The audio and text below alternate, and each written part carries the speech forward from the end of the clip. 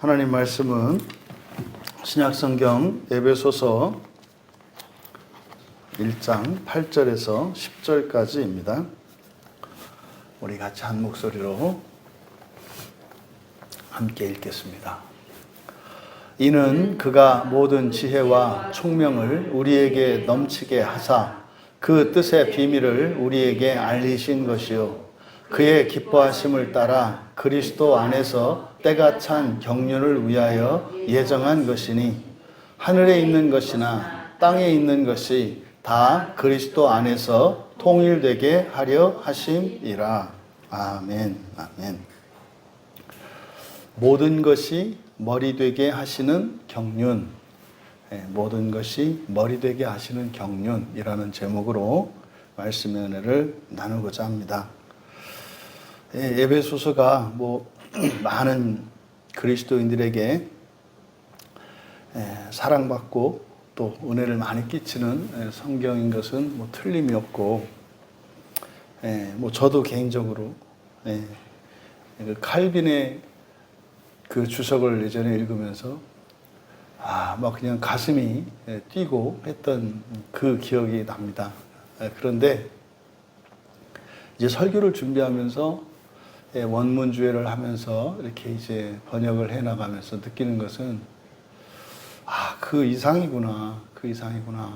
그러니까 얼마나 놀라운 그 진리들이 이렇게 담겨 있는지. 그러니까 정말 이렇게 이제 시작하는 이 시점에서 앞으로 이 에베소서를 통해서 이제 우리가 캐내게 될 그런 진리의 광맥들, 이것이 얼마나 또 우리를 영광스럽게 할까 하는 기대가 더욱 커집니다.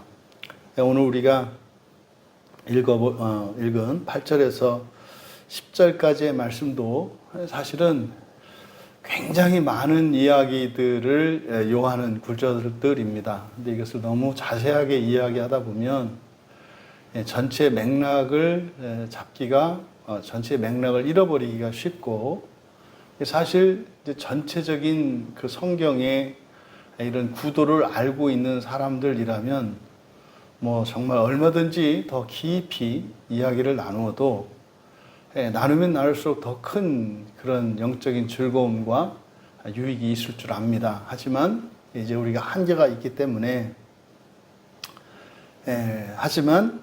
우리가 그동안 깨닫지 못했던 그리고 놓쳤던 이런 부분들 가운데에서 특별히 우리가 놓치면 안 되는 부분들, 그리고 다시 우리의 생각들을, 우리의 사고의 지평을 확장시켜야 하는 것들, 이런 것들을 드러내는 쪽으로 설명을 하려고 합니다. 먼저 8절에 이는 그가 모든 지혜와 총명을 우리에게 넘치게 하사, 지금 사실 이 에베소서 이 진술이 말이죠, 굉장히 정교하게 되어 있고, 사실 이렇게 마치 무슨 레고나 어떤 퍼즐, 아주 정교한 퍼즐을 맞추는 것처럼 되어 있기 때문에 이것을 그 참된 의미를 알고 이 서신서를 읽어가면 그 영적인 재미가 보통이 아닙니다. 왜냐하면 어렵고 복잡한 문제를 이제 풀었을 때 얻는 성취감이 큰 것처럼 이 에베소서가 특히 그렇습니다. 히브리서의 경우에는 구약에 대한 사전적인 이런 지식과 이해들 그것을 기초로 해서 읽어 나가야 하는 그런 또 성경책이라면, 이 에베소서는 히브리서에 비해서 상대적으로 좀 구약에 대한 전체적인 그런 큰 이해는 없더라도 얼마든지 이해할 수 있는, 그러니까 좀 더 쉽고 평이한 개념과 언어들로 놀라운 그 하나님의 구원의 신비를 이렇게 이제 서술해 나가고 있습니다. 그래서 한 단어 한 단어가 중요하고, 특별히 연결을 짓는 이 연결사들, 이 관계대명사들이 무엇을 지시하는지에 따라서 사실은 이 의미들이 굉장히 달라질 수 있거든요. 그래서 굉장히 세심한 주의를 요하는 그런 본문입니다. 근데 이런 것이 지금 우리말 성경에 잘 드러나 있지 않죠. 그러니까 지금 이게 무슨 막 가슴 뛰게 하는 뭐 이런 것이 아니라 사실은 그냥 읽으면은 뭐 알쏭달쏭하고 무슨 뭐 기독교 피하라고 예수님 피하라는 것 같은 뭐 이 정도밖에 안 된다. 이렇게 뭐 예수님 대단하다는 거지. 뭐 그렇지. 뭐 예수님이 우리 대신 죽었다는 거지. 그렇지. 뭐 그걸 다 하나님의 은혜라는 거지. 그렇지. 이런 본문이 아닙니다. 이것은 하나님께서 세상을 그러니까 왜 창조하셨고 어떻게 창조하셨고 무엇을 위한 것이고 또 사실은 예수 그리스도를 통해서 예수 그리스도께서 말씀하셨던 이 모든 내용들이 이미 하나님의 그 창조의 계획과 그 사역들 속에서 이미 나타났다는 것을 다 이야기하고 있습니다. 그래서 먼저 8절에 이는 이라고 번역되어 있어요. 이는. 그러면 한번 7절과 연결지어서 보자 말이죠. 7절이 우리말 성경을 따라서 우리는 그리스도 안에서 그의 은혜의 풍성함을 따라 그의 피로 말미암아 속량 곧 죄사함을 받았느니라. 이는. 그러면은요. 여기서 이는이 의미하는 것은 그냥 속량과 죄사함을 받는 거 이렇게 이제 이해가 되잖아요. 그렇죠? 근데 이미 7절에서 번역 자체가 잘못됐단 말이에요. 잘못됐다고 말씀을 드렸잖아요. 7절에서 가장 중요한 내용이라는 것은 예수를 믿는 자들에게 일어나는 은혜의 효과가 죄를 속량해 주는 것뿐만 아니라 허물도 극복시켜 주신다라고 하는 거라 했잖아요. 그러니까요. 속량받는 것과 속량받는 것은 우리의 죄요. 쉽게 얘기해서 우리가 살면서 직접 행하고 저질렀던 그래서 그것으로 다른 사람들에게 불편과 해를 끼치기도 하고 나도 그것으로 인해서 손해를 보고 또 그것 때문에 답답하고 억울하고 뭐 하는 이런 모든 것들 이게 죄란 말이에요. 그럼 그것을 이제 모든 죄값을 치러서 이제 그것으로 인한 다시 말해서 그것으로 인한 받아야 할 벌들을 예수님이 대신 받아주셨다는 거. 근데 그게 다가 아니라는 거예요. 다시는 그런 일을 하지 않아도 될 수 있도록 우리의 본성 자체를 바꿔주시고 또 우리 안에 있는 그래서 이걸 허물이라고 그랬어요. 우리 안에 감춰져 있는 본질적인 그러니까 우리가 살면서 저지르는 그리고 행위로 나타나는 이런 죄뿐만 아니라 우리의 내면에 감추어져 있는 이 허물로부터도 우리를 구원해 주셔서 우리가 살면서 저지르는 죄에 대한 속죄뿐만 아니라 우리를 본질적으로 바꿔주신다는 이야기가 7절에 대한 내용이라고요. 그러니까 예수 믿고 구원받는 것은 그냥 죄를 용서받는 것만이 아니라 죄를 짓지 않을 수 있는 의롭고 완전한 존재로 회복시켜가는 것. 이것이 지금 7절의 내용의 핵심이에요. 근데 그것이 어떻게? 은혜라 그랬잖아요. 은혜의 넘침으로 허물들이 사함받는다 그랬어요.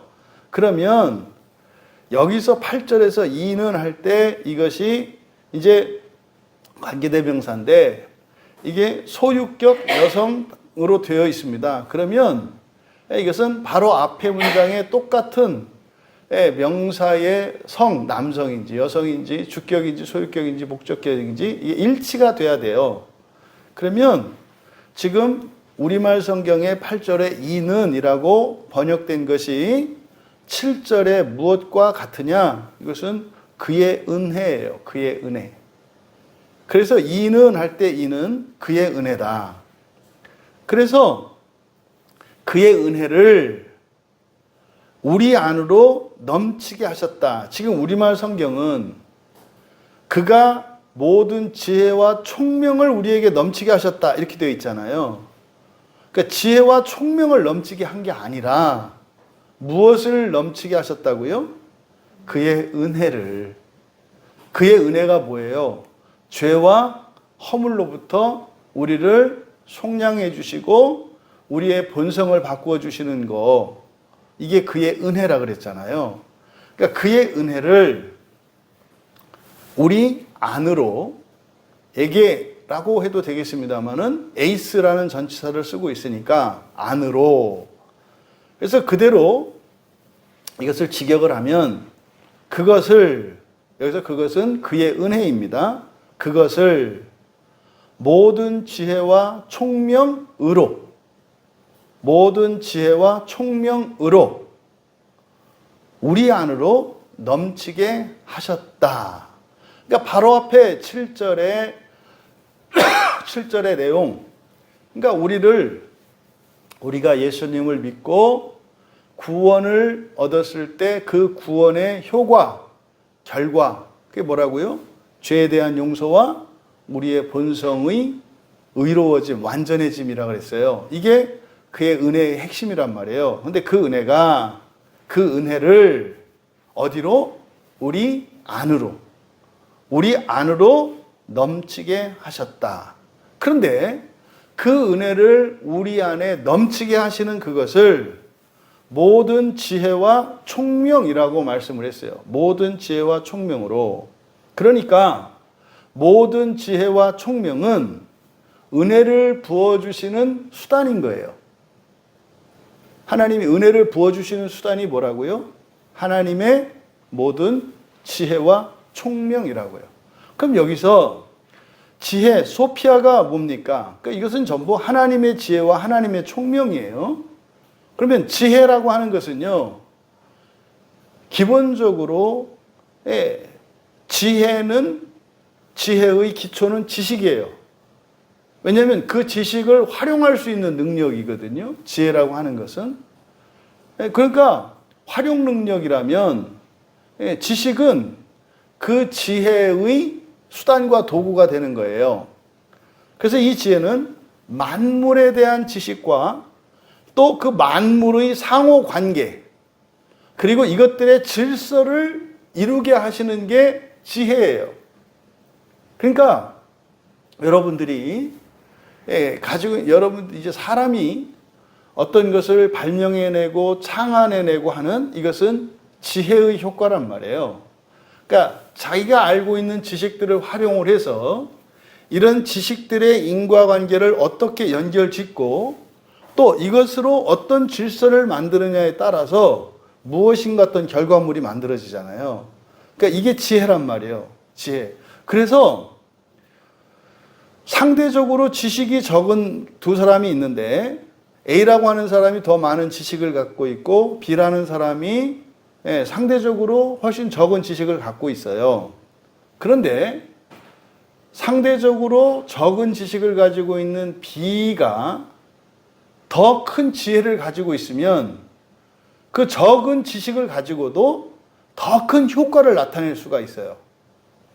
그러니까 더 많은 지식을 가지고 있음에도 불구하고 지혜가 없으면 사실은 무용지물과 같다 이 말이에요. 그래서 어떤 사람이 뭐 시험을 보거나 이러면 무지 똑똑해요. 근데 살아가는데 보면은요, 꽉 막혔고 답답하고 바보 같아요. 근데 무시할 수가 없어. 왜? 뛰어난 기억력 때문에. 그래서 이 지식과 지혜의 관계가 그래요. 그러니까요, 지식, 지혜 둘 다 중요합니다. 둘 다 중요한데 실제적으로 우리의 삶 속에 유익을 주는 것, 그리고 어떤 결과를 만들어내는 것은 지식보다는 지혜라고요. 근데요, 지식이 없는 지혜는 또 무익한 거예요. 그리고 어떤 지식이 그 안에 담겨 있냐에 따라서 이 지혜가 선용될 수도 있고 악용될 수도 있는 거예요. 가지고 있는 지식이 맨 그 탈법, 불법 이런 지식들을 갖고 있어요. 이게 못된 짓을 할 수 있는, 그러니까 법을 어기지 않고 할 수 있는 이런 못된 지식들을 가지고 있어요. 이 사람들이 지혜로우면 어떻게 돼요? 해악을 끼치는 사람이에요. 철저히 자신만을 위해서 살아가는 그런 사람이 되거든요. 그래서 지식과 이 지혜의 관계를 그렇게 설정하시고, 그러니까 지혜는 뭐다? 어떤 대상에 대한 지식. 그러니까 여기서는 하나님의 지혜니까 하나님은 모르시는 게 없잖아요. 그러니까 만물에 대한 그 지식과 그리고 그 만물의 상호 관계, 그리고 그것들의 질서를 이루시게 하는 이게 하나님의 지혜예요. 그래서 창조 세계를 보거나 뭐 이런 자연 피조물을 보면 거기에는 하나님의 지혜가 나타나요. 네, 연구를 하면. 우리가 이제 막 그 과학이나 과학자들이 연구하고 하지 않습니까? 네, 거기서 알아내는 게 뭐예요? 지식과 지혜라고요. 하나님의 지식과 지혜를 우리가 알아내는 거예요. 그러면 총명은 뭐냐? 총명. 그래서 총명은 프로네시스거든요. 프로네시스니까 마음의 껍질, 마음의 외피라고 하는 프렌에서 만들어진 거거든요. 프렌도 사고작용을 하잖아요. 생각을 하잖아요. 근데 이 프렌이 하는 일이 뭡니까? 우리의 내면, 우리의 마음 속에서 일어난 지성과 감성과 의지의 결과물을 바깥으로 표출시키는 게 프렌이라고요. 그러니까 여기서 이 프로네시스라는 말이 성경에 2번밖에 사용되지 않아요. 이게 누가복음 1장 17절에서 바로 누가복음 1장 17절은 세례 요한에 대한 예언이죠. 그때 누가복음 1장 17절에 보면 그가 또 엘리야의 심령과 능력으로 주 앞에 먼저 와서 아버지의 마음을 자식에게 거스르는 자를 의인의 슬기에 돌아오게 하고 주를 위하여 세운 백성을 준비하리라. 이게 이제 세례 요한의 사명이 무엇인지 가르쳐 준 거거든요. 근데 2번밖에 사용되지 않기 때문에 누가복음 1장 17절은 여기 8절의 말씀과 관련이 있습니다. 지금 우리말 성경은 이게 좀 번역이 매끄럽지가 않아요. 그래서 엘리야의 영과 능력으로 주 앞에 와서 지식에 대한, 그러니까 여기에 보면 우리말 성경은 아버지의 마음을 자식에게 거스른 자를 의인의 슬기에 돌아오게 하고 이렇게 이제 번역을 했습니다만 이번에 이제 다시 이 본문을 보면서 이거를 그대로 직역하면 자식에 대한 아비의 마음과 듣지 않는 이들을, 그러니까 자식에 대한 아비의 마음과 듣지 않는 이들, 그러니까 자식에 대한 아버지의 마음과 듣지 않는 이들을, 그러니까 목적어가 2개예요. 자식에 대한 아버지의 마음, 그리고 듣지 않는 이들을 의로운, 여기는 이제 슬기라고 돼 있어요. 의로운, 의인의 슬기에라고 돼 있는데 이것도 로입니다. 의인의 슬기로. 그러니까 지금 에베소서에서는 총명이라고 번역된 거죠. 그러니까 이걸 그냥 총명으로 한다면 의인의 총명으로 이렇게 되는 거예요. 그러니까 의로운이죠. 사실은 의로운 총명으로 돌이켜 준비된 백성을 주께 예비하기 위함이다. 그냥 간단히 말씀드리면 세례 요한의 사명은 하나님께서 택하신 자들, 사람이에요. 하나님께서 택하신 자들, 그들을 누구에게로, 그러니까 예수 그리스도께로, 예수 그리스도를 위해서, 예수 그리스도께로 이끌기 위해서 예배하는 것이 사도 요한의 사명이라는 거예요. 그런데 어떻게 하나님이 택하신 자들을 그리스도께로 준비를 시키느냐? 바로 그 총명입니다. 그 총명으로 그들을 돌이키게 한다는 거예요. 의로운 총명으로. 그러니까 누구를? 그러니까 무엇을? 자식에 대한 아버지의 마음. 그러니까 이게 상징하는 바가 커요. 그리고 듣지 않는 자들을. 그러니까 어쨌든 회개시키는 수단이 뭐라 그랬어요? 의로운 총명이라고 얘기를 했다고요. 그러니까 총명이 뭐한 거다? 의로운 거다. 의로운 거다. 그러니까요, 그 총명은 뭐한다? 완전하게 하는 거다. 그래서 회개시키는 수단으로서 이 총명을 얘기했다고요. 그러니까 세례 요한은 뭐 하는 거예요? 와서 예수님 앞에 사람들을 예수님께로 인도하는 역할을 했다 이 말이에요. 뭐해서? 그들의 마음과 생각을 바꿔서, 그러니까 하나님의 말씀을 들을 수 있도록, 그래서 그들로 하여금 예수께로 돌아오게 하는 것이 세례 요한의 사명이었다는 거예요. 그래서 사람들이 예수께로 나왔잖아요. 그리고 지금은 예수님이 하늘에 올라가 계시잖아요. 그러니까 바울이 이제 거기에 이어서 말하는 거예요. 지금 8절은. 그러니까 예수님이 어떻게 하셨다. 그 사람들, 세례 요한에 의해서 주께로 나왔던 사람들, 그 사람들의 안으로 무엇을? 하나님의 은혜를 넘치게 하셨다는 거예요. 이해되시죠? 세례 요한의 사역은 뭐였어요? 사람들을 총명으로 회개시켜서 예수님께로 데려오는 사명이었다는 거예요. 그때 예수님이 세례 요한에 의해서 인도받은 이 사람들에게 은혜를 그들의 안으로 부어주셨다는 거예요. 그런데 그 은혜를 그들 안으로 넘치게 부어주셨는데 그때 수단이 뭐였다라는 거예요? 모든 지혜와 총명이었다. 이렇게 이야기를 하는 겁니다. 그러면은요, 하나님의 모든 지혜와 총명으로 왜 이랬을까? 왜 하나님의 모든 지혜와 총명으로 은혜를 사람들 안으로 넘치게 하셨다고 했을까? 넘치게 하셨다라고 하는 의미는 뭐예요? 그 은혜의 목적이 사람만이 아니라 사람 안을 채워서 그 은혜가 어디로요? 사람 바깥으로 넘치게 하려는 것임을 나타내요. 지금 구원에 대해서 사람들이 넘지 못하는 넘사벽이 있어요. 그 넘사벽이 뭐냐? 자꾸 개인적인 구원, 사람만의 구원, 육체적인 구원, 세상적인 구원만을 생각한다고요. 그래서요, 이 세상과 천국 사이에 단절이 일어나고요. 생전과 사후가 단절이 일어나고요. 그래서 천국과 낙원과 하나님의 나라가 연속성과 불연속성상에서 이해되어야 하는데 이게 연결이 안 돼요. 그러니까요, 살고 난 뒤에 사후세계나 이게 그냥 뒤죽박죽 해놓으니까 같기는 같은데 또 아니기도 아니고, 그래서 정신을 못 차려요. 이번 주에 어떤 다른 교회 집사님이 이제 전화가 왔어요. 연락이 이렇게 왔어요. 그 얘기를 해요. 목사님 말씀을 듣고 나서 우주에 대해서 이제 공부를 하기 시작했다는 거예요. 우주에 대해서. 왜요? 우리가 부활이라고 하는 것은 뭐라 그래요? 우주 전체를 재창조하는 거라 그랬잖아요. 그러니까 그때 목사님 말씀을 들으니까 신앙생활을 왜 해야 되는지, 어떻게 해야 될지를 확 이렇게 마음이 오더라는 거예요. 구체적으로.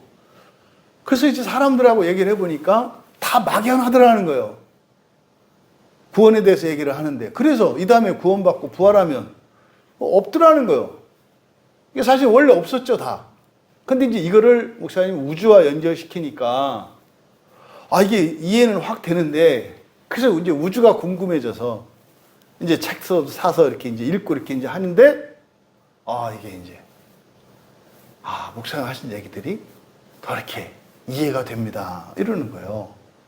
그러니까 지금 여기서 넘치게 하셨다 할 때 이 페리쇼라고 하는 이 말을 썼는데 이게 주변으로 흘러가는 거예요. 그러니까 은혜를 사람 안으로 부어주셔. 그런데 그냥 채우는 정도가 아니라 페리쇼, 그래서 주변까지 흘러가게 한단 말이에요. 그렇잖아요. 여러분이 은혜를 받고 회개하고 본성이 바뀌어, 그럼. 그죠? 은혜의 작용이라고요. 그럼 여러분의 본성이 바뀌면 뭐가 바뀌어요? 환경이 바뀌어요. 이게요, 그리스도인과 비그리스도인들의 인생관의 큰 차이점이에요. 그리스도인의 인생관은 뭐예요? 내 본성을 바꾸는 게 우선이에요. 그러면 환경은 저절로 따라오는 거예요. 저절로 따라오는 거예요. 그래서요, 무엇이 제일 중요해요? 나의 본성을 바꾸는 게 가장 우선이에요. 그거를 위해서 성경이 주어진 거예요. 근데 보세요. 사람들이 성경을 가지고 무엇을 추구하는가?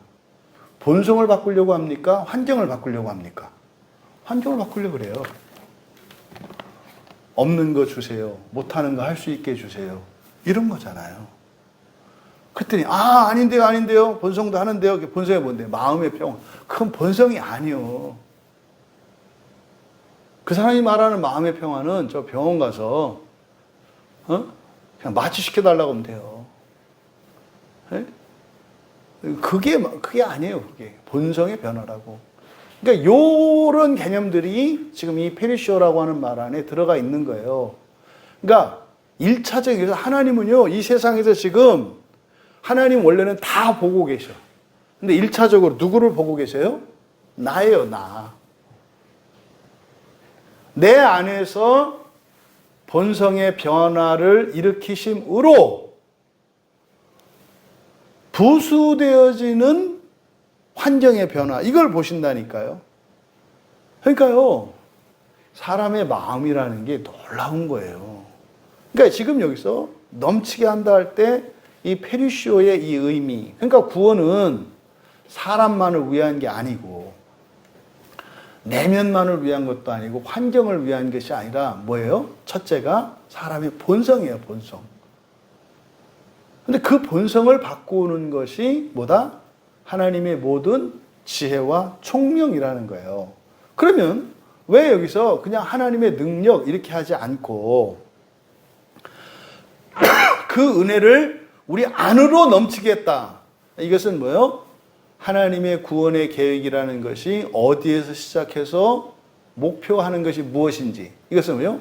사람의 내면으로부터 창조세계 전체라는 거, 사람의 본성의 변화를 통해서 환경의 변화가 일어나도록 하신다는 거, 이것을 우리가 알 수 있고, 그런데 모든 지혜와 총명으로 그랬어요. 그러니까 지금 우리말 성경에 모든 지혜와 총명을 우리에게 넘치게, 그러니까 이게 결과적으로는 이런 지혜와 총명이 우리에게 학습이 되겠고 전수가 되겠죠. 근데 이게 본성의 변화예요. 그러니까 사실 여기서 모든 지혜와 총명을 우리에게 넘치게 했다, 우리말 번역대로 한다면 이것이 의미하는 게 뭘까요? 본성의 변화예요. 그러면 최소한 지금 이 성경, 우리말 성경으로 번역된 이 내용을 가지고 그 참된 의미를 이해하면 여기서 얻을 수 있는 기본적인 명제는 뭐예요? 하나님이 사람의 본성을 바꾸신다. 어디가 그렇게 써 있냐? 하나님의 지혜와 총명, 지혜와 총명이라고 하는 것은 하나님의 모든 것에 관한 모든 지식과 모든 지혜, 그리고 그것을 가지고 이해할 수 있는 이런 이해력을 의미하는데, 그러니까 그러니까 이것은 오직 하나님만 하실 수 있는 거예요. 사실은요, 여기서 지금 그 모든 지혜와 총명이라고 이야기한 것은 하나님의 은혜가 새 창조의 일인 것을 나타내려고 하는 거예요. 그래서 첫 창조와 새 창조를 이제 계속 설명을 하거든요. 그러면 여기서 총명이라고 번역한 이게 뭐냐? 프로네시스인데, 그러니까 누가복음 1장 17절은 슬기라고 번역했고 여기서는 총명이라고 번역을 했어요. 근데 이것을 우리말 단어는 없는 거예요, 이게. 그러니까 여기에 또 맞는 단어를 만들어내야 돼요. 근데 이 개념이 무엇인지를 오늘은 좀 아는 정도로 그치자. 저도 모르겠으니까. 그러니까 이게 프렌에서 나오는 이런 건데, 이거를 이렇게 딱 그 어떤 단어를 아직 만들지 못했기 때문에 그래서 대략적인 설명. 그럼 여기서 의미하는 이 총명이 뭐냐? 그러니까 여러분들은 이제 그렇게만, 그 정도로만 이해해 주시면 되겠어요.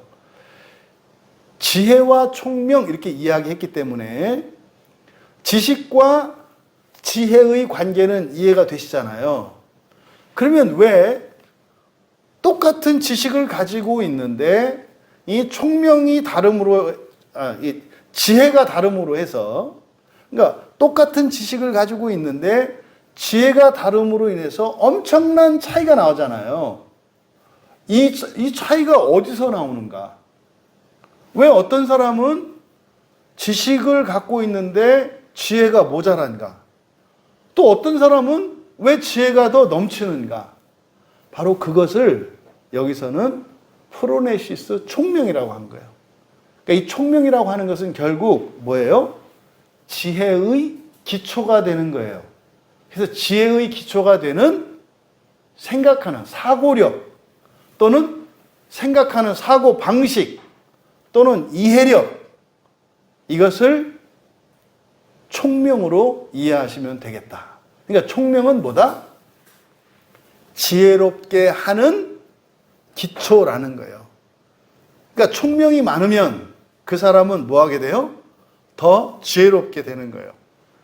그 총명. 그래서 이 총명은 바로 지혜의 기초가 되는 사고력. 이 정도 개념으로 그냥 이해하시고, 다시 한번 돌아가서 모든 지혜와 총명으로 그렇게 하셨다라고 하는 것이 의미하는 게 뭐다? 그러니까 결국 지혜와 총명이라고 하는 것은요, 그러니까 여기는 하나님의 모든 지식과 또 하나님이 행하신 모든 일들과 또 하나님이 지금도 하고 계시는 모든 것의 사실은 기초인 거예요. 하나님이 창조 계획을 세우셨죠. 그거를 작정이라고 해요. 그러면 계획하신 대로 행하셨죠. 그걸 창조라고 해요. 그럼 창조된 것이, 창조된 세상이 하나님의 계획 안에서 하나도 어긋나지 않고 그대로 이루어지도록 하나님이 하시죠. 이거를 섭리라고 하잖아요. 이 전체를 경륜이라고 한단 말이에요. 그러면 하나님이 계획하시고 계획대로 무엇을 만드셔서 창조하시고 창조 세계를 보존하시면서 통치하시는 이 모든 것들이 바로 하나님의 지혜와 총명이라고 말하는 거예요. 그러면 모든 지혜와 총명은 결국 뭡니까? 하나님이 우리에게 알도록 허락하신 모든 것이에요. 이 지혜와 총명이라고 하는 것은. 그러면요, 하나님이 계획을 세우실 때도 이 지혜와 총명으로 작정을 하셨고, 또 작정 가운데 사람에 대한 계획을 따로 구별해서 우리가 신학적으로 예정이라고 한단 말이에요. 그러니까 예정이라는 말은 미리 예배해 놓았다라는 사전적인 의미가 있습니다만, 신학적으로 예정이라고 할 때는 사람에 대한 구원의 계획을 일컫는 말이에요. 그래서 성경에 있는 예정과 신학적으로 말하는 예정은 다른 개념이에요. 또 우리들이 가지고 있는 국어 사전의 예정도 다른 의미예요. 그러니까 어쨌든 여기서 모든 지혜와 총명이라고 하는 것은 하나님이 천지 창조에 대한 계획을 세우시고 창조하시고 그리고 그것을 섭리하시는 이 모든 하나님의 그런 능력 가운데 우리에게 알게 하신 것, 이것을 지혜와 총명이라고 한 거예요. 그러면 여기서 이 대목에서 왜 바울 사도가 그 은혜를 이 지혜와 모든 지혜와 총명으로 연결짓고 있을까? 한 신자에게 부어주시는 그 은혜라는 것이 마치 태초에 어떤 사건과 지금 연결 지으려고 하는 거예요? 천지창조와 연결 지으려고 하는 거예요. 하나님이 이 세상을 창조하실 때 그때 하나님이 그 창조하신 모든 능력을 지혜와 총명인데 지금 신자에게 너희들에게 하나님이 은혜를 부어주시는 이 일은 이게 바로 창조의 일이야. 그런데 이 창조의 일은 새 창조죠. 새 창조. 이게요, 창세기 2장, 3장이란 말이에요. 그러니까 지금 바울 사도가 진술하려고 하는 것은 에덴 동산을 떠나온 아담과 하와, 그래서 그때 중단되고 있던 그 일이 예수 그리스도께서 친히 찾아오셔서 이 땅에 교회를 세우심으로 제2의 에덴 동산을 만드셔서 우리들을 하아담, 그 아담, 이슈와 이샤를 통해서 원래 하시려고 했던 새 창조의 일을 하시는 것이다 라고 설명하고 있는 거예요. 8절의 내용이. 엄청나고 놀랍고 간단한 내용이에요. 그렇구나. 하나님은 절대로 포기하지 않으시는구나. 신실하시구나.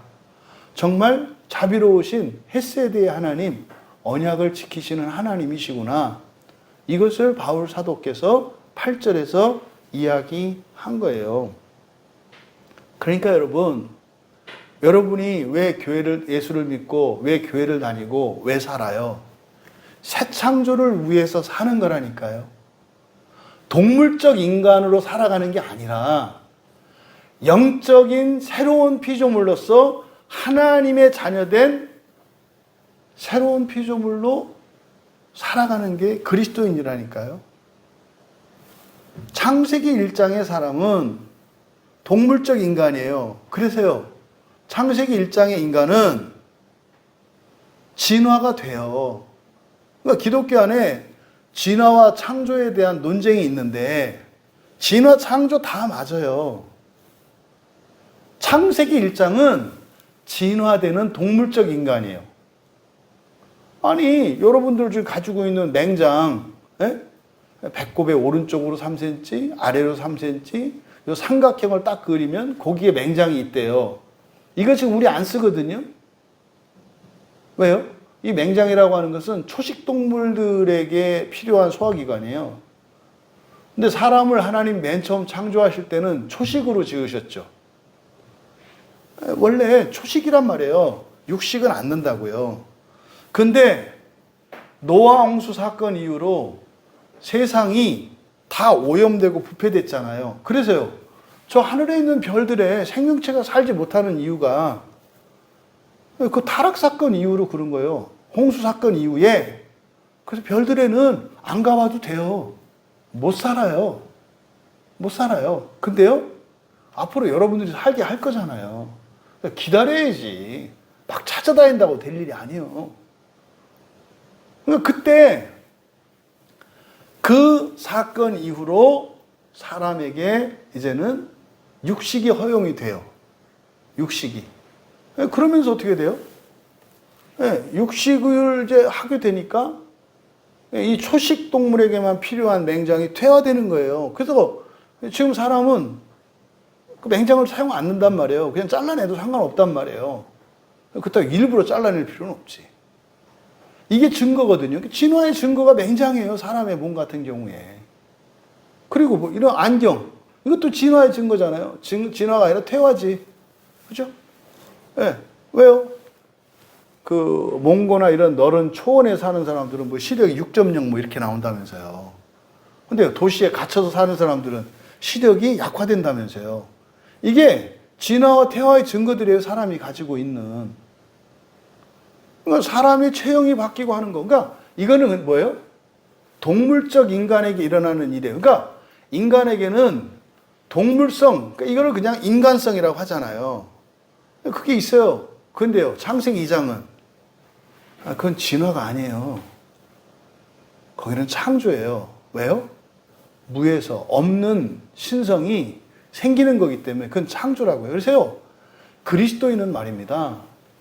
이렇게 동물적 인간으로서 진화적인 삶을 살아가는 게 아니라, 진화와 퇴화의 삶을 살아가는 게 아니라, 그리스도인은요, 영적으로 창조의 삶을 살아가는 거예요. 이게 세상 사람과 그리스도인의 차이라니까요. 그래서 세상 사람은요, 잘 먹고 잘 살고 좋은 거 입고 좋은 거 먹고 좋은 거 바르고 이렇게 하려고 살아가요. 그리스도인은 안 한다는 얘기가 아니에요.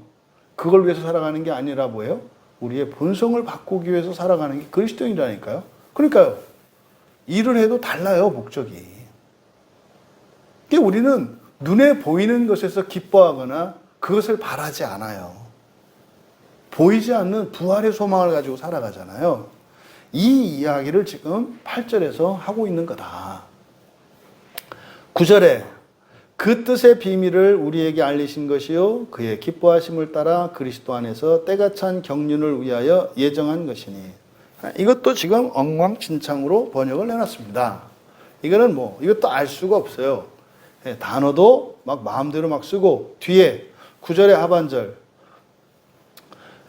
때가 찬 경륜을 위하여, 이거는 헬라어 원문 성경에서는 10절에 가 있는 거예요. 10절에 가 있는 게 여기 이제 9절 앞으로. 왜냐하면 전체가 이미 이게 다 한 문장이라서 편의상 10절에 있는 내용을 우리말 성경에 9절로 옮겨놓은 겁니다. 이제 우리는 어쨌든 원문 성경을 따라가니까 원문 성경을 가지고 9절을 다시 번역을 해보면, 지금 우리말 성경 중간에 그의 기뻐하심을 따라 이렇게 되어 있잖아요. 그러니까 그의 기뻐하심을 따라 그리스도 안에서 때가 찬 경륜을 예정한 거, 이렇게 되는 거잖아요. 네? 그의 기뻐하심을 따라 뒤로 이어지잖아요. 네? 그런데 이 그의 기뻐하심을 따라가 맨 앞으로 와야 돼요. 그래서 그의 기뻐하심을 따라 밑줄 치시고 바로 앞에 그 뜻의 비밀을 우리에게 알리신 것이요. 이걸 수식해야 돼요. 그의 기뻐하심을 따라가 뒤에 있는 내용이 아니라 앞에 절을 수식한다고요. 그러니까 우리말 성경으로 읽을 때는 그렇게 읽어야 되는 거예요. 그의 기뻐하심을 따라 그 뜻의 비밀을 우리에게 알리신 것이요. 이렇게 이해해야 된다고요. 근데 이걸 뒤로 가 있어요. 이게 잘못되어 있죠. 그런데 그 기뻐하심은 그 안에서 예정한 것이다. 불러드릴게요. 사역한 거를. 그의 기뻐하심에 따라 그의 바라시는 뜻의 신비를 우리에게 알려주셨고, 그의 기뻐하심을 따라 그의 바라시는 뜻의 신비를 우리에게 알려주셨고, 그 기뻐하심은 그 안에서, 그리스도죠. 그 기뻐하심은 그 안에서 예정하신 것이다. 그럼 여기서 먼저 그의 기뻐하심을 따라라고 했을 때 기뻐하심, 이 단어가 유도키아라는 말이에요. 이게 이제 앞에서 우리가 5절에서 살폈었잖아요. 기쁘신 뜻대로 할 때. 유도키아라고 하는 말은 그대로 문자적으로 이제 문자적인 의미는 유는 굿 또는 웰이에요. 좋은 또는 잘, 이런 뜻이에요. 좋은 또는 잘. 도키아, 결정이에요. 그러니까요. 그러니까 유도키아라고 하는 것은 그대로 문자적인 의미는 좋은 결정이에요. 좋은 결정. 그런 말입니다. 여기서 기뻐하심이라고 하는 것은 여러분들이 생각하는 기뻐하는 그 기쁨이 아니에요. 유도키아는 그런 의미가 아니에요. 그러니까 이렇게 번역을 하면 안 된다고요. 그의 기뻐하심은 5절에서 기뻐하시는 뜻할 때 뭐라고 그랬어요? 성부 하나님과 성자 하나님과 성령 하나님의 일치되는 뜻이라고 그랬죠. 일치되시는 뜻, 합이 봤을 때 여러분들이 누구와 뜻이 맞았을 때 그때 좋잖아요. 그러니까 전부 좋아 이렇게 동의를 했을 때 일치가 되잖아요. 서로 의견 일치를 보았을 때 서로 일치되는 의견, 이거를 유도키아라고 한단 말이에요. 그러니까 여기서 기뻐하심은 감정적으로 기뻐하는 게 중요한 게 아니에요. 그 결과, 그 결정, 그 의견이 어떤 거다? 모두 좋아하는 것이다, 이런 뜻이에요. 그래서 이 유도키아를 좋고 나쁘고 이렇게 얘기하면 안 되고, 성부, 성자, 성령, 삼위 하나님이 좋게 여기는 거. 그러니까 여기서 유도키아는요, 딱 생각나는 게 뭐냐면 창세기 1장에서 하나님이 첫째 날, 둘째 날 할 때 이렇게 창조하실 때 뭐라 그러세요? 끝내고 나서 보시기에 심히 좋았더라, 맨 끝에. 그리고 중간중간에 보시기에 이게 유도키아예요. 창조할 때 하나님이 보시기에 좋았더라. 엘로힘 하나님이 보시기에 좋았더라. 이걸 유도키아라고 나타내는 거예요. 이 유도키아는 바로 뭐예요? 창세기 1장에 보시기에 좋았더라. 이때 보시기에 좋았더라고 하는 것은 뭘까요? 성부 하나님과 성령 하나님과 성자 하나님의 동의를 말하는 거예요. 됐다. 성부께서도 됐다. 성자께서도 됐다. 성령께서도 됐다. 이게 완성이죠. 이게 유도케란 말이에요.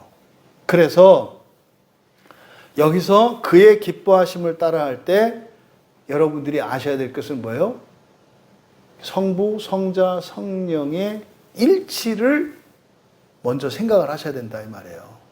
그러니까 이것도 그래서 유도케아를 기뻐하심이라고 하면 안 되고 이것도 이제 어떤 단어를 만들어내야 돼요. 근데 만들어내기가 어려운 이유가 기존에 있던 단어를 가지고 쓰게 되면 그 개념과 충돌하기 때문에 그래서 이런 것들은 하나하나 다 단어를 새로 만들어내야 돼요. 그러니까 어쨌든 유도케아 의미가 그런 거다. 여러분들은 그냥 아시고 지나가면 돼요. 그의 기뻐하심에 따라. 그러니까 왜 8절에서 제가 지혜와 모든 지혜와 총명으로 은혜를 그 안으로 넘치게 부어주셨다라고 할 때 이거를 왜 창조를 연결 지었는지 알겠죠. 이미 9절에서도 그 암시가 이렇게 있는 거예요. 그의 기뻐하신 뜻을 기뻐하심에 따라. 이게 첫째 날, 둘째 날 일어나는 보시기에 좋았다라고 하는 말씀이다 이 말이에요. 그러니까요. 기뻐하심을 따른다라고 하는 것은 뭡니까? 시간적으로 그리고 과정적으로 한 번에 하시는 게 아니라 하나씩 하나씩 차근차근 질서를 따라서 행하신다는 거죠. 그게 창조하신 하나님의 섭리니까 우리가 알 수 있잖아요. 그래서 그의 기뻐하심을 따라 할 때 이 기뻐하심으로 번역된 유도케아가 성부, 성자, 성령의 일치를 의미한다는 거. 그 다음에 제가 이제 비로소 이 텔레마를 이제 번역할 적절한 뜻을 이제 제가 이제 좀 정한 것 같아요. 그래서 텔레마는 바라시는 뜻이라고 번역하면 되겠어요. 바라시는 뜻. 그러니까 하나님이 바라시는 뜻. 이게 텔레마예요. 그러니까 바라시는 뜻이라는 것은 바라시는 게 있고 바라지 않는 게 있다는 뜻이죠. 이게 바라시는 뜻이 있다라고 하는 것은 바라시는 것과 바라지 않는 게 있다는 거예요. 이게 순종과 불순종이죠. 그래서 이 텔로라는 말이 원래 원하다, 바라다 이런 뜻이니까 그래서 텔레마는 바라시는 뜻이라고 이제 번역을 하면 될 거예요. 그래서 앞으로 이제 이 텔레마는 바라시는 뜻으로 이제 우리가 번역을 할 거고 여러분은 그렇게 이해하시면 돼요. 그러니까 여러분들이 누군가에게 난 이걸 했으면 좋겠어 라고 할 때는 반드시 해야 되는 게 아니라 나의 의사를 드러낸 거죠. 나는 이것을 원한다. 이게 우리가 순종해야 되는 뜻이 바라시는 뜻이에요. 율법은요, 텔레마예요, 텔레마. 그러니까 율법은 절대적으로 지켜야 되는 것이 아니라 뭐예요? 하나님이 바라시는 거예요. 모세의 율법은 누가 했으면 바라셨던 거예요? 출애굽한 이스라엘 백성들이 했으면 하고 바라셨던 뜻이에요. 그러니까 신약의 백성들은 그 율법에 매일 필요가 있어요, 없어요? 없어요. 왜? 그 구약의 율법은 누구에게 주셨어요? 모세를 통해서 이스라엘 백성들에게 출애굽한 이후에 이스라엘 백성들에게 주신 거예요. 너희들은 이렇게 살면 좋겠다. 뭐가 좋은데요? 이렇게 살면 복이 있어. 그러면 이렇게 살면 좋지 않은 게 뭔데요? 그러면 힘들어져. 이게 축복과 저주의 선언이에요.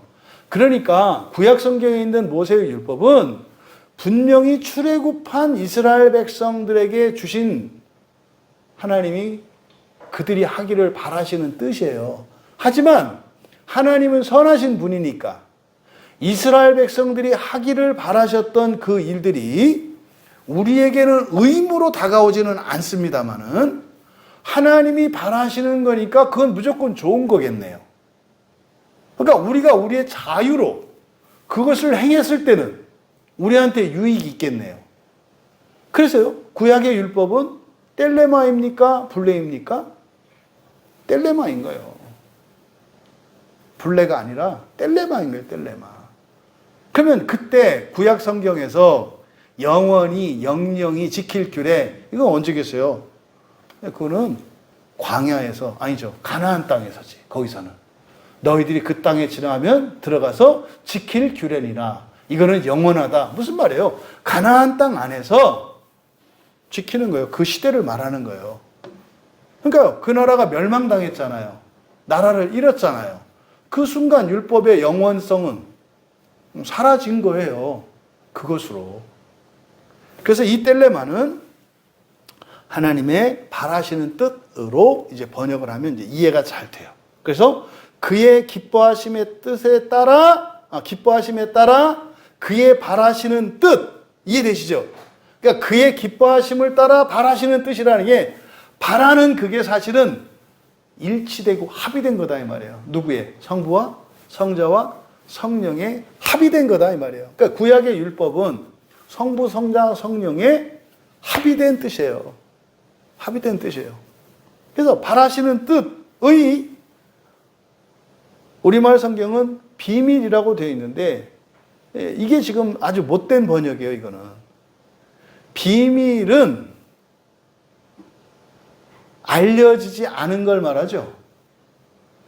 그러니까 비밀이 아니라, 이거는 미스테리온이에요. 신비예요, 신비. 어떻게 신비가 비밀과 동의어가 됩니까? 이게 성경이 학문의 대상이 되면서 학문이 되기 위한 조건을 채우기 위해서 이 신비를 없애버린 거예요. 신비와 비밀은 달라요. 신비와 비밀은 달라요. 그래서 이 미스테리온이라고 하는 이것은 말입니다, 영원히 감춰진 게 아니에요. 미스테리온은 사람의 지성으로는 깨달을 수 없는 거예요. 그런데요, 알게 될 거예요. 어떻게? 오직 하나님의 계시로만. 이게 신비의 뜻이에요.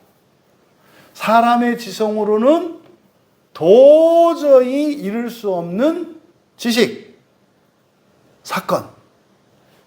그런데 반드시 드러나서 알게 되는 것. 근데 오직 하나님의 계시로만 알 수 있는 것. 이게 신비의 뜻이에요. 성경은요, 이 세상에 있는 신비들을 볼 수 있는 안목을 갖게 해요. 여러분들이 성경을 읽고 이 은혜를 받으면, 여기서 그랬잖아요. 지혜와 총명으로 은혜를 우리 안으로 넘치게 하신다 그랬잖아요. 그럼 여러분들이 은혜를 받아요. 말씀으로. 그럼 어떤 일이 일어나요? 눈이 띄어져요. 귀가 열려요. 우리의 내적인 본성의 변화는 인성의 변화도 동반합니다. 그래서요, 다른 사람들은 볼 수 없는 신비를 보게 돼요. 그래서 그리스도인들이 아무한테나 막 얘기하면 미쳤다는 소리 들어요. 그게 왜 그래? 보세요. 지금 8절에서 제가 창조에 대해서 얘기를 했잖아요. 바울 사도가 지금 여기서 바로 우리가 예수를 믿고 은혜를 받고 하는 일들을 창조에 버금가는 새 창조의 일이라고 설명하고 있습니다. 근데 이게 사실 구약 성경으로 돌아가면 창세기 2장과 3장의 사건에 지금 연결 지으려고 하는 겁니다. 이게요, 어떤 사람들에게는요, 황당한 얘기로 들리고요, 말도 안 되는 걸 갖다 지 마음대로 설명한다고 들린다고요. 왜요? 신비이기 때문에 그래요. 근데요, 어떤 사람들에게는요, 그냥 몰랐던 게 이해가 돼, 몰랐던 게 알아지고 애매했던 게 분명해진다니까요. 이게 신비예요. 이게 미스테리온이에요. 그러니까 여기서 바라시는 뜻의 신비, 바라시는 뜻의 신비. 그러니까 뭡니까? 하나님이 바라시는 그 뜻이 사람이 알 수 있는 게 아니다. 하나님의 계시에 의해서만 알 수 있는 것이다. 이렇게 얘기한 거예요. 그러니까요, 그 바라시는 뜻의 신비를 우리에게 알려주셨고, 또 그러면 그 기뻐하심은 일치라 그랬잖아요. 성부, 성자, 성령, 삼위 하나님의 일치라 그랬잖아요. 그것은 창조 역사를 나타내기도 하고 아담을 에덴 동산으로 부르셔서 새 창조하시는 그것도 성부, 성자, 성령 삼위 하나님의 일치된 뜻이었다고 얘기를 하는 거예요. 그래서 바로 그 신비를 우리에게 알려주셨고, 그러니까 9절 상반절에, 그러니까 8절에서부터 9절 상반절까지 이거는 뭡니까? 창세기 1장과 2장의 내용이 무엇인지 알게 해주셨다는 뜻이에요. 제가 단언컨대 여러분들은 다른 분들보다 먼저 알게 된 가장 중요한 신비가 뭐냐면 창세기 1장과 2장, 창조와 새 창조에 대한 신비, 부활에 대한 신비, 이것은 여러분들이 다른 그리스도인들보다 어느 시대에 속했던 사람들보다 여러분들이 먼저 알게 되신 신비라는 것을 제가 확신할 수 있어요. 그러니까 지금 바울 사도께서 8절과 9절의 말씀이, 그러니까 제가 이 말씀을 그냥 풀어서 얘기한 것 뿐이에요, 여러분들에게. 그러면 그 신비를 우리에게 알려주셨고, 그 다음 그 기뻐하심은 때가 찬 경륜을 위하여는 10절로 뺀 거예요.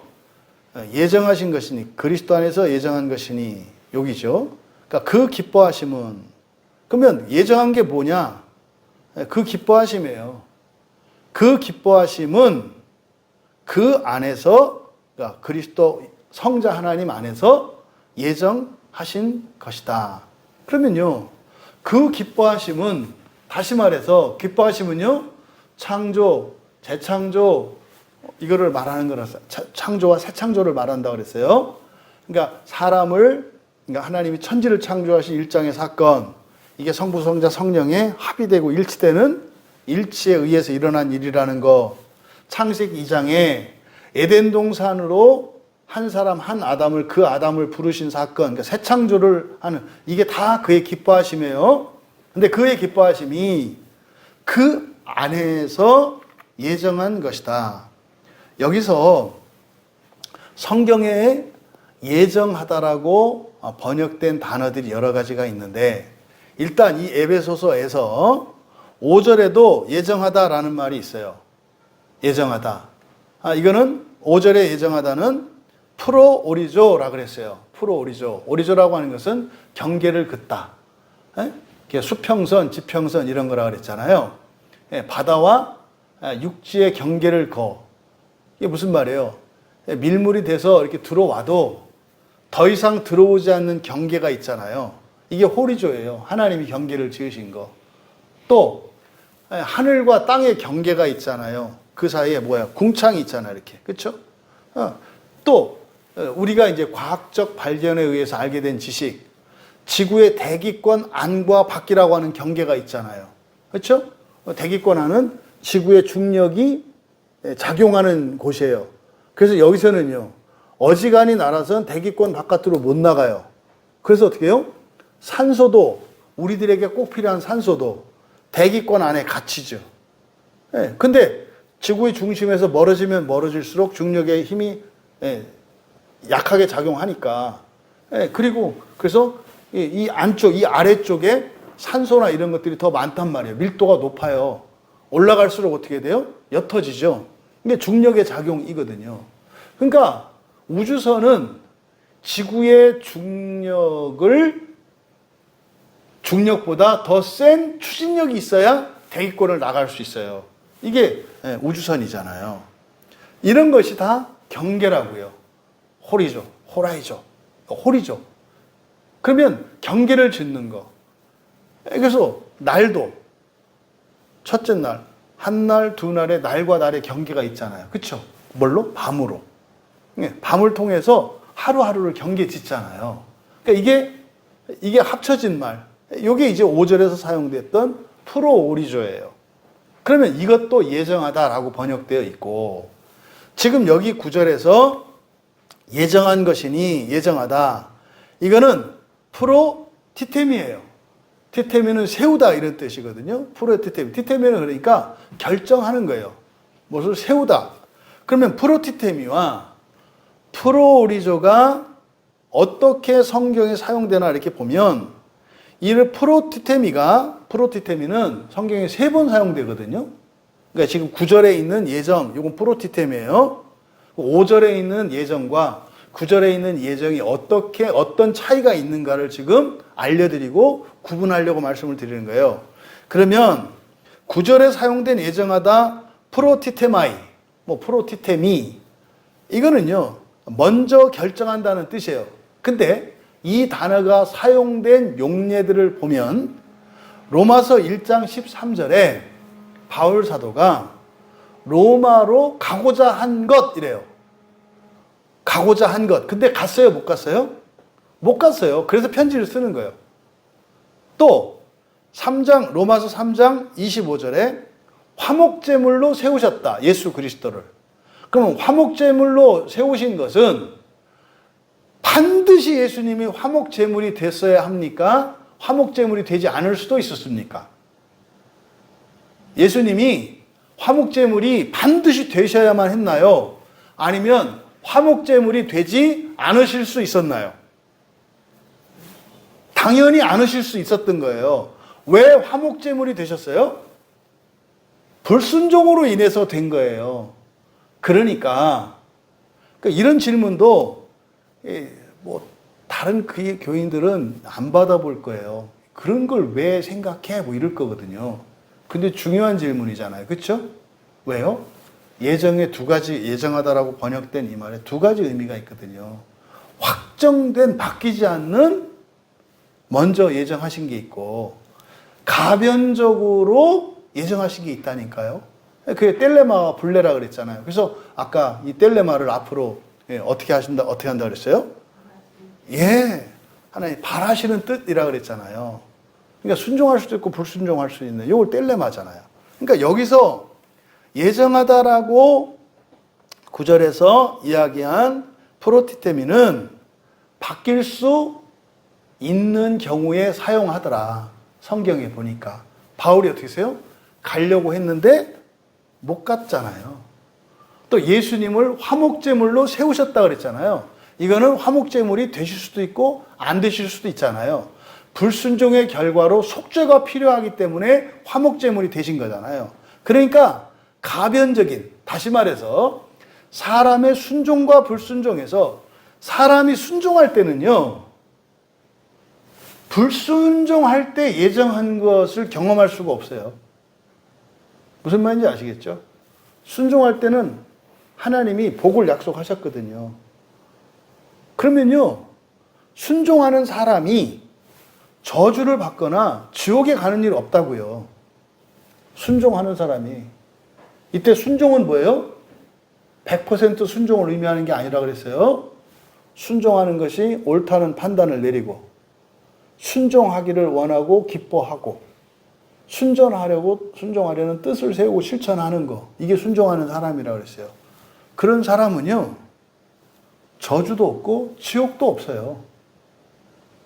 어떤 행위로 했느냐 아니라 순종이 중요하다니까요. 그럼 그 사람들에게는, 순종하는 사람들에게는 불순종하는 사람을 위해서 하나님께서 예정해 놓은 것과는 아무 상관이 없다고요. 그럼 반대로 불순종하는 사람들은 순종하는 사람들에게 하신 약속은 이 사람들과 상관이 없어요. 그럼 이 불순종하는 사람들이 순종하는 자에게 주신 약속이 탐나거든. 뭐 하면 돼요? 순종하면 돼요. 근데 문제는 뭐예요? 불순종하면서 순종한 자의 약속을 얻기를 원해. 또 순종하면서 불순종하는 자들에게 약속된 것을 두려워해. 이럴 때 제가 미치겠는 거예요. 그 기뻐하고 감사할 사람들은 두려워서 벌벌 떨고 걱정하고요. 네? 두려워 벌벌 떨고 고쳐야 되는 사람들은 여유만만해요. 이놈 마귀 새끼가 이 못돼 처먹은 이 더러운 놈이 이렇게 우리를 헷갈리게 만들어 버린다고요. 어쨌든 프로티테미는 그러니까 가변적인 예정, 그러니까 될 수도 있고 안 될 수도 있는, 여기는 우리가 참여하는 거예요. 우리의 순종과 불순종에 따라서 될 수도 있고 안 될 수도 있는 거다 이 말이에요. 그러면 5절에 사용됐던 프로 오리조는 어디에 사용되느냐? 이게 이제 대표적인 게 로마서 8장 29절 30절이거든요. 하나님이 미리 아신 자들을 또한 그 아들의 형상을 본받게 하기 위하여 미리 정하셨으니. 여러분, 사람이 하나님의 형상을 본받는 게 가변적일까요? 확정적일까요? 이건 확정적인 거예요.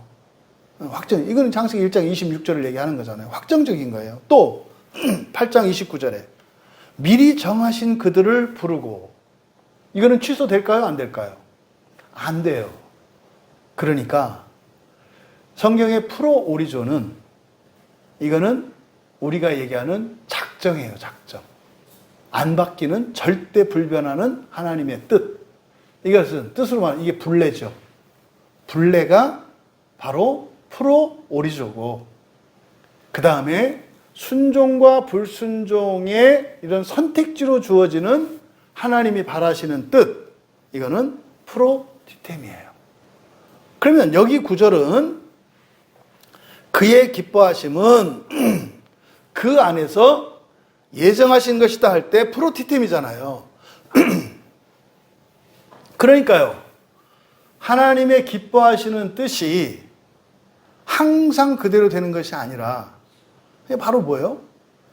그 안에서 예정하셨다 할 때 프로티템을 썼으니까 여기에는 무엇도 포함되어 있어요? 순종만 포함된 게 아니라 불순종도 포함되어 있고 축복만 포함되어 있는 게 아니라 저주도 포함되어 있다 이 말이에요.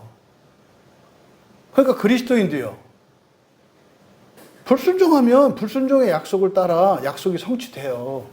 순종하면요, 순종의 약속이 성취가 되고요. 여러분이 여러분의 능력과 여러분의 힘만으로 살고 싶으십니까? 네, 뭐 그렇게 사실 수 있어요. 그러면요, 절대로 한계를 넘지 못해요. 왜요? 동물적 인간의 삶이니까. 근데 여러분의 능력과 여러분의 한계를 뛰어넘고 정말 이 인류와 세계에 기여하고 어떤 의미를 가지고 살아가는 이런 공적이고 사명적인 영광스러운 삶을 사시겠습니까? 그러면 순종하면서 사세요. 불순종하려고 하는 사람은요, 자기 인생이 어떻게 될지를 알고 가면 돼요. 능력 있는 사람 능력대로 대우받을 거예요. 잘하면 잘하는 대로 자기 꿈을 펼칠 수 있을 거예요. 근데요, 그뿐이에요. 그뿐이에요. 동물적 인간은요, 때가 있어요. 한계가 있어요. 실력도 계속 늘고 힘도 강화되고 일도 풀리고 하는 일이 있을 거예요. 그런데 동물적 인간의 삶은 어떻게 돼요? 정상 찍고 나면 그 다음부터는 내리막이에요. 이게 동물적 인간의 삶이에요. 그러니까요, 하나님 말씀이 이러니 저러니 따지고 덤비고 왜 꼭 그래야 되느냐, 이거는 뭐예요? 그 사람이 동물적 인간의 삶, 인생을 추구하는 건데 살라고요. 근데 알고 살라고요. 반드시 한계에 부딪히게 될 것이고 더 이상 갈 수 없는 지점에 이르게 될 거다. 그러면요, 그럼 그때 가서 순종하면서 살래. 그게 안 돼요. 그걸 깨닫는 것은 언제예요? 내리막 곤두박질 치고 난 다음에 그게 정상이었구나라는 것을 깨닫게 돼요. 그거 겪을 필요 없잖아요. 우리 청소년들한테 제가 그래서 순종하고 하나님 말씀에 토달지 말고 그냥 교회의 말씀을 따라서 살아라라고 하는 건 뭐예요? 여러분들이 노력하고 애쓰고 여러분이 가지고 있는 능력 이상의 삶, 추락하지 않는 인생을 살라고 얘기를 해주는 거예요. 아니요, 난 그렇게 살기 싫어요. 뭐 어떻게 그걸 어떻게 말리겠어 내가.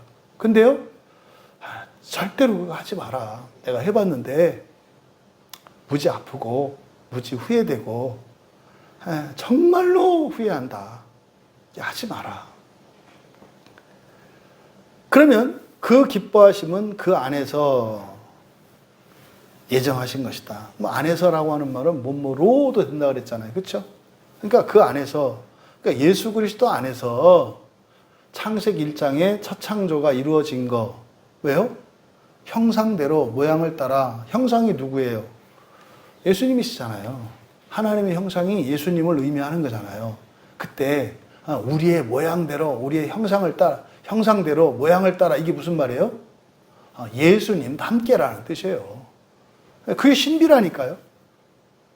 창세기만 봐가지고는 그 예수님 닮게라는 말을 이해 못해요. 근데요, 하나님의 계시에 의해서 우리는 그걸 알게 된다고요. 그러니까 창세기 1장 26절은 예수님 닮도록 사람이 창조되었다는 거를, 이게 신비예요. 신비가 드러나잖아요, 이렇게. 또 그러니까 예수 그리스도 안에 있으니까 예수 그리스도를 닮기만 하는 게 아니라 주권이, 책임이 누구에게 있어요? 예수 그리스도께 있다 이 말이에요. 예수 그리스도 안에서 일어나는 일이니까. 결국 첫 창조와 새 창조, 또 우리를 영화롭게 하시고 구원을 이루어 가시는 이 새 창조의 이런 일들, 이것은 뭐예요? 예수 그리스도 안에서 일어나는 일이다.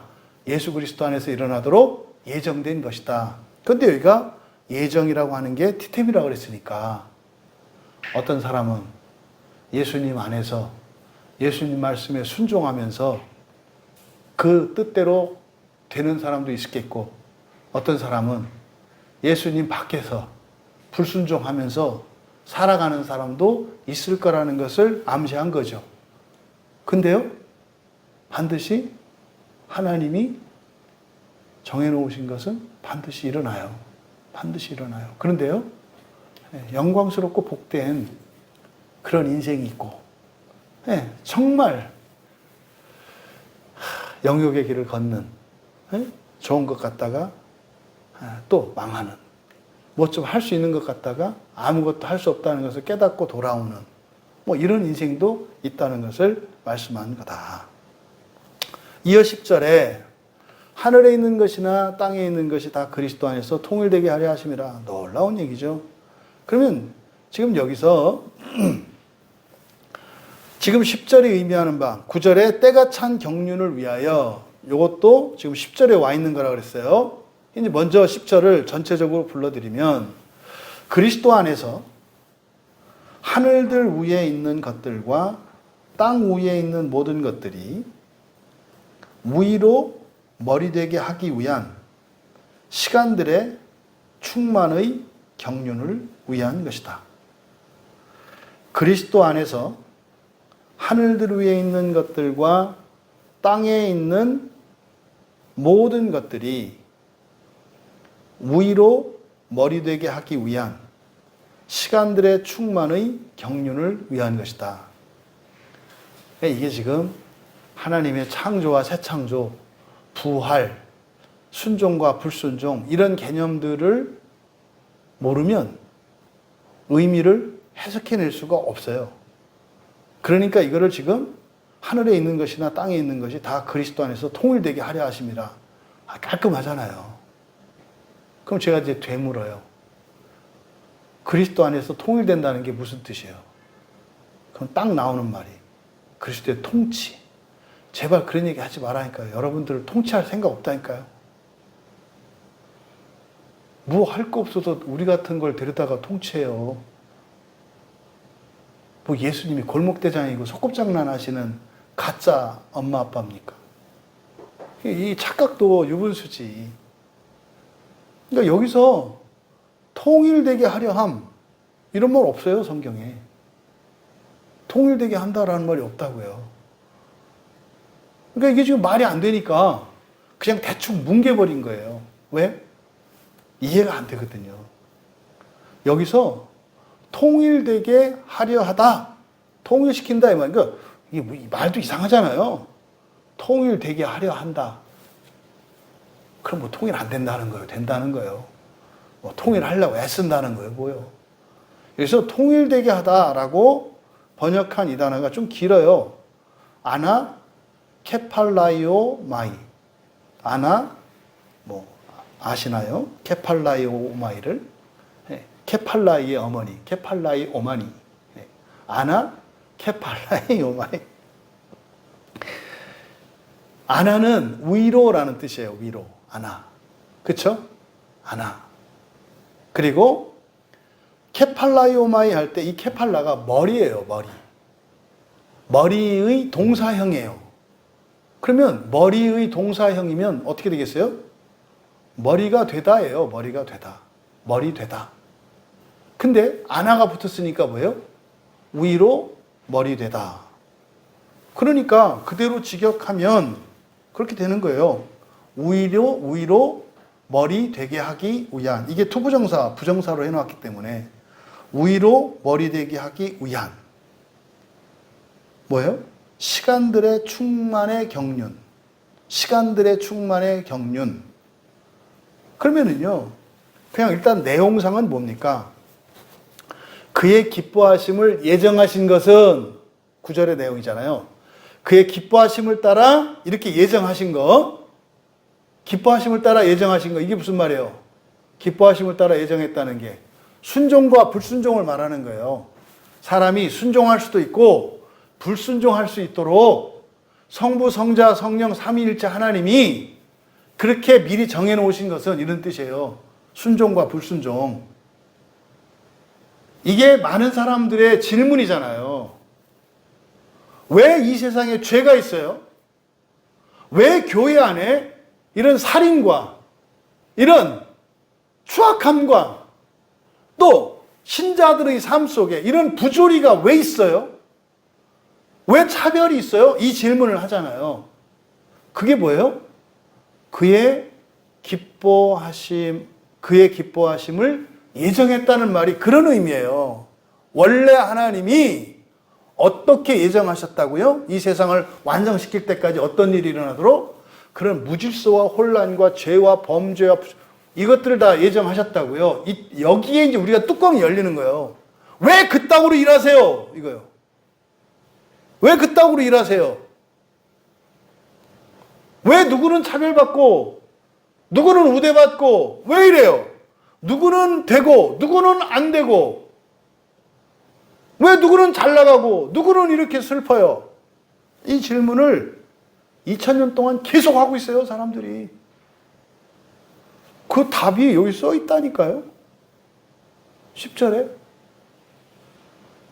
이게 어떤 사람에게는 답이 되기도 하고 어떤 사람에게는 기름을 끼얹는 말이 되기도 해요. 이거는 미치겠구만. 나도 죽겠다는데 모든 것을 위해서 이런다고? 이게 기독교의 신비가 뭔지 모르기 때문에 그런 거예요. 그러면요, 여기서 바로 그의 기뻐하심을 예정하신 것은 전쟁, 살인, 시기, 인간의 정욕, 이 모든 것들을 말하는 거예요. 왜 이런 것을 허용하셨는가? 왜 하나님은 악을 허용하셨는가? 왜 하나님은 에덴 동산에서 그걸 범죄하게 했는가? 왜 가인이 아벨을 죽이도록 내버려 두셨는가? 왜 이스라엘이 우상을 숭배하도록 그대로 두셨는가? 전능하신 하나님, 전지하신 하나님이 왜 그랬는가? 왜 내 인생을 그때 그렇게 내버려 두셨는가? 여러분 마음대로 살게 하셨다는 거예요. 이게 그의 기뻐하심을 예정하셨다. 그 성부, 성자, 성령 하나님이 일치하셨다는 거고 여러분 마음대로 살라고. 마음대로 살라고 하나님이 삼위 하나님이 허락을 해주셨다고. 그러니까요. 신앙생활 잘하는 첫 번째가 마음대로 사는 거예요. 두 번째가 마음대로 살지 말고 하나님 뜻대로 사는 거예요. 마음대로 사는 것보다 하나님 뜻대로 사는 게 낫다는 것을 부모들로부터 자식이 전수받는 거예요. 신앙의 선배들로부터 전수를 받는 거예요. 그러면요, 나에게 신앙을 전해준 부모님 말씀을 믿고 목사님 말씀을 믿고 내 마음대로 살지 않고 하나님 말씀대로 살아가는, 이게 지혜로운 거예요. 이게 복된 거예요. 자꾸 내 마음대로 살려고 하는 건 뭐예요? 인생의 쓴맛을 좀 보겠다는 거거든요. 하지 말라니까요. 이게 기뻐하심을 예정하셨다는 의미라고 그랬잖아요. 그렇게 한 이유가 무엇인지를 10절에서 설명하는 거라고요. 목적이 뭐라고요? 그리스도 안에서 모든 것이에요. 하늘에 있는 것과 땅에 있는 모든 것들이 위로 머리 되게 위한 거라는 거예요. 그러니까 위로 머리 되게 한다. 이게 무슨 말이겠어요? 예수님이 어디 계세요, 지금? 하늘에 계세죠. 하늘에 계시잖아요. 머리 된다고 그러니까 또 이렇게 이 동물적 인간의 생각으로 뭐 대장되고 뭐 이런 거 생각한단 말이에요. 그런 개념이 아니라 성경에서 머리는 누구를 의미해요? 그리스도를 의미해요. 교회 안에서 머리는 그리스도를 의미한다고요. 그러니까요, 머리 되게 한다라고 하는 것은 그리스도 안에서 머리 되게 한다고 하는 것은 뭐예요? 그리스도와의 연합을 말하는 거예요. 그러니까 지금 우리말 성경에 통일이라고 되어 있잖아요. 정확한 표현이 그런 개념이 아닌 거예요. 대충 얘기를 한 거죠. 그러니까요, 위로 머리 되게 한다라고 하는 것은 그리스도 안에서 완전한 연합을 얘기하는 거예요. 이제 에베소서에서 나오는 핵심적인 개념이에요. 연합이. 만유의 연합. 그러니까 예수님이 위에 계시니까.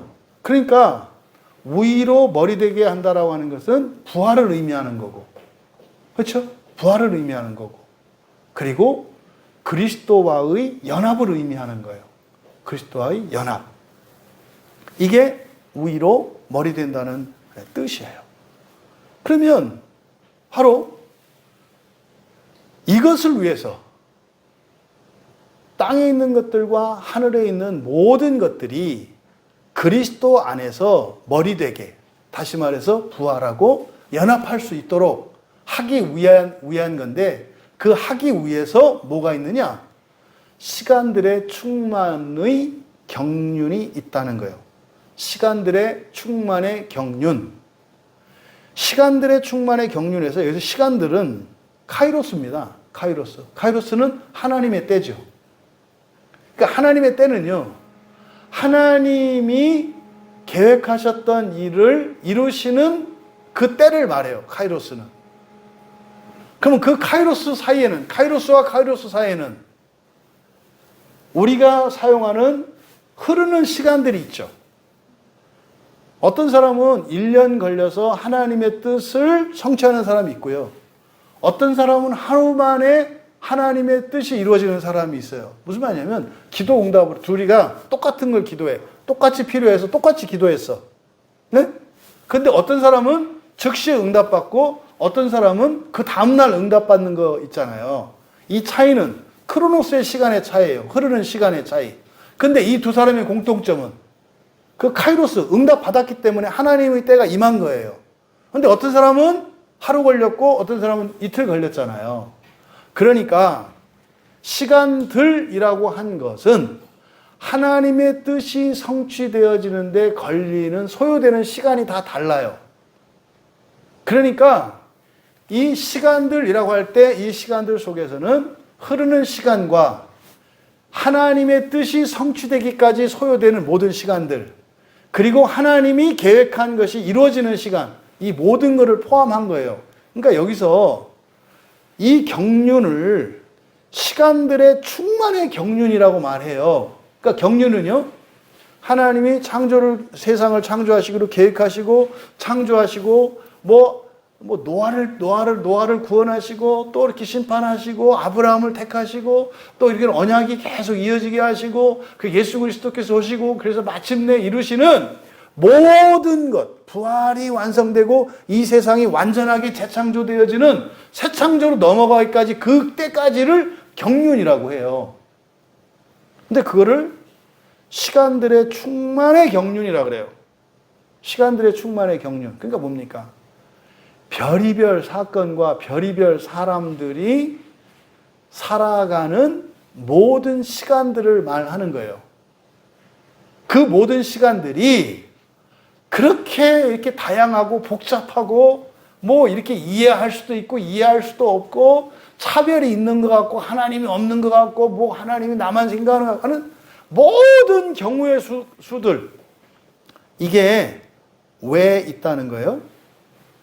세상 모든 만물이 그리스도 안에서 위로 머리 되게 하기 위해서 이런 일이 일어난다는 거예요. 이것이 여러분들에게 의미가 될 수 있었으면 좋겠어요. 시간들의 충만의 경륜, 이게 사람들이, 여러분이 개인적으로 살면서 지금까지 겪었던, 그리고 이제라도 깨닫게 된, 하지만 아직도 깨닫고 있지 못한, 그리고 알 수 없어 하는 미래에 대한 이 모든 것들, 이것을 시간들의 충만의 경륜이라고 얘기한 것이고, 개인적으로 또 나뿐만 아니라 다른 사람, 우리 가족, 우리 교회, 한국교회, 더 나아가 이 세상에 존재했던 모든 교회, 그리고 천사들과 귀신들 사이에서 일어나는 일들, 사람과 이런 귀신과의 사이에서 일어난 이 모든 사건들을 말하는 거예요. 이것을 시간들의 충만의 경륜이라고 했다. 그러니까요, 이 세상 모든 것이 불교도들은 부처님 손바닥이라 그래요. 이거를 지금 여기서 바로 시간들의 충만의 경륜이라고 얘기한 거예요. 뭡니까? 이 세상 끝에 가면은요, 해피엔딩이에요. 이 세상 끝에 가면 해피엔딩이라고요. 이렇게 미래학자들이나 이런 사람들이 얘기하는 무슨 AI가 세상을 지배하고, 외계인이 침공하고, 기계들이 막 이렇게 될 거고, 그거는 마귀 생각이에요, 마귀 생각. 성경은 해피엔딩이라고 말해요. 그 일을 위해서 여러분이 택함받은 거예요. 이 세상에 해피엔딩을 위해서 부르심 받은 것이 그리스도인이라고 말씀하고자 하는 거예요. 여러분 한 분을 통해서 우주에 떠 있는 모든 별들이 완전한 생태계를 갖춘, 더 이상 늙지도 않는 그런 세상으로 만들어질 거예요. 그런데요, 그게 별게 아닌 게 될 거예요. 부활을 하면. 그래서 어떻게 해요?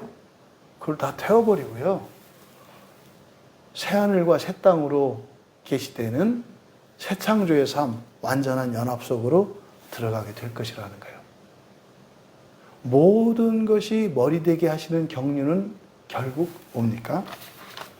하나님의 창조와 새 창조가 무엇인지, 실제적으로 우리에게는 여러분들이 그리스도인으로 살면서도 이러저러한 어려움과 반대와 저항들, 또 여러분이 열심히 수고했지만 그 결과를 얻지 못하는, 또 여러분들이 한 거에 비해서 넘치도록 횡재한 것 같은 하나님의 은혜를 경험하는 이런 다양하고 다변하는 이런 인생사, 세계사, 이 모든 것들을 하나님이 허용하셨다는 거예요.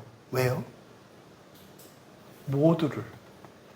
모두를 그리스도 안에서 연합시키기 위해서 여러분의 인생관을 다시 재정립하고 여러분들의 신앙관을 바르게 세워갈 수 있는 기회가 되었기를 진심으로 축복합니다. 우리 말씀을 생각하며 잠시 기도합니다. 짧은 시간 말씀을 드렸습니다만, 결국 예수님을 믿는 자에게 약속하신 구원이 무엇인지 시간을 거슬러 올라가서 하나님이 창조할 때로부터 시간을 앞으로 연장시켜서 이 세상이 완성되는 그 모든 것이 예수 그리스도로 말미암는 구원 안에 다 있다는 거예요. 그래서 세상에 일어나는 이해할 수 없는 일들 원래 그렇다는 거예요. 왜요? 모두 하나님이 창조하신 그 어떤 것 하나도 버리지 않으시고 모든 것을 그리스도 안에서 완전하게 연합시키기 위하여 그런 일이 일어난다는 거예요. 그리스도인은요, 그 일을 위해서 부르심 받은 사람들이라는 거예요. 여러분은 무엇을 위해서 살고 있습니까? 여러분에게 필요한 것은 무엇이고 여러분의 능력은 무엇입니까? 본문의 말씀을 생각하면서 우리가 잠시 은혜를 구하며 기도합니다.